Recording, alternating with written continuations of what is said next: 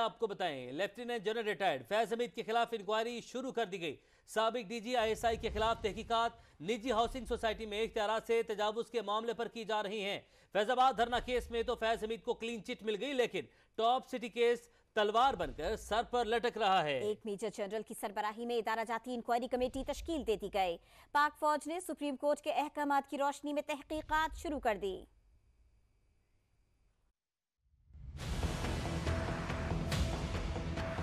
साबिक DG ISI lieutenant general retired Faiz Hamid Faizabad धरना inquiry में बचे तो नई मुश्किल में आ गिरे। पाक फौज ने टॉप सिटी केस खोल दिया। साबिक डीजी आईएसआई के खिलाफ इंक्वायरी शुरू। तहकीकाती कमेटी की सरबराही मेजर जनरल रैंक के अफसर को सौंप दी गई। पाक फौज ने खुद एहतसाबी का अमल शुरू करते हुए साबिक डीजी आईएसआई के खिलाफ इदारा जाती इंक्वायरी का फैसला किया। इंक्वायरी कमेटी सुप्रीम कोर्ट के अहकामात की रोशनी में फैज हमीद पर लगने वाले इल्जामात की तहकीकात करेगी। निजी हाउसिंग सोसाइटी के हवाले से lieutenant general retired Faiz Hamid पर इख्तियारात से तजावुज समेत संगीन इल्जामात हैं। सुप्रीम कोर्ट ने मुईज अहमद केस के तहरीरी फैसले में करार दिया था कि lieutenant general retired Faiz Hamid के खिलाफ इल्जामात संजीदा हैं, उन्हें नजरअंदाज नहीं किया जा सकता। अदालत आर्टिकल 184(3) के तहत अपने असल इख्तियारात का इस्तेमाल करती है, ताहम जब दीगर फॉरम्स मौजूद हों तो पहले वहां रजू करना चाहिए। सुप्रीम कोर्ट ने हुक्मनामे में मज़ीद क्या कहा, रिपोर्ट में देखिए।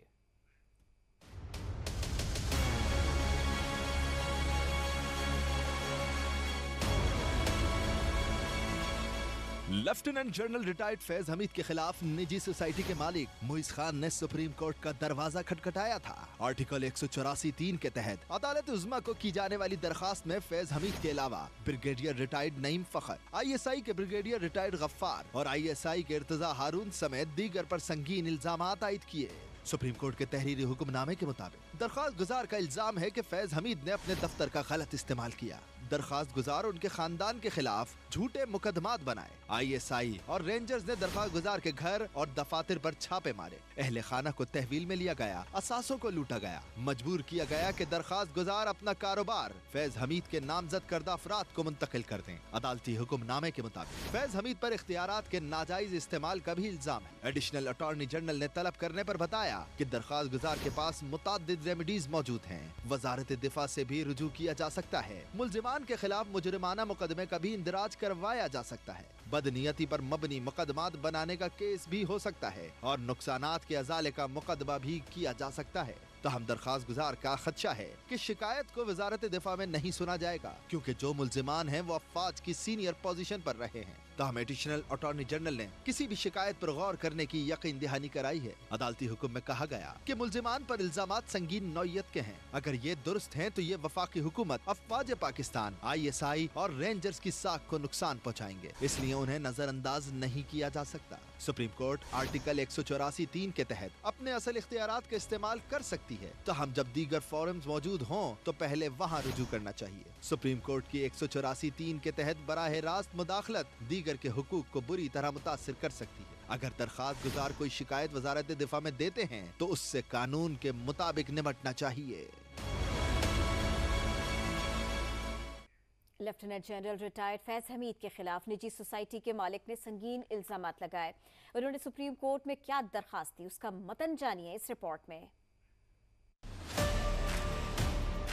निजी सोसाइटी के मालिक के फैज हमीद पर संगीन इल्जामात। मुइज अहमद खान ने सुप्रीम कोर्ट को दी गई दरखास्त में मौकफ अपनाया। हाउसिंग सोसाइटी हथियाने के लिए जनरल फैज हमीद और इसकी टीम ने झूठे मुकदमात में फंसाने की कोशिश की, दहशत गर्दी के मुकदमात बनाए, मनी लॉन्ड्रिंग में फंसाने की कोशिश की। 2011 में हाउसिंग सोसाइटी के राइट्स हासिल किए। 12 मई 2017 को फैज हमीद की शिकायत पर रेंजर्स और आईएसआई ने घर और दफ्तर पर छापे मारे। घर से सोना, कैश रकम और हाउसिंग सोसाइटी की मिल्कियत की असल दस्तावेज साथ ले गए। घर से चुराया हुआ सामान घर के बाहर ही आपस में तकसीम किया गया। ये सब सीसीटीवी फुटेज में तस्दीक की जा सकती है। दरखास्त गुजार ने बताया, मुझे और मेरी टीम के 6 लोगों को हिरासत में लिया गया। पहले 5 दिनों तक गैर कानूनी तौर पर रावलपिंडी में अपनी तहवील में रखा, फिर सीटीडी में दहशत गर्दी का मुकदमा बनवाया। इस दौरान अगवा किया गया। 45 दिन अपनी कैद में रखा। हाउसिंग सोसाइटी के शेयर्स अपने नाम कराने के लिए टॉर्चर भी किया गया।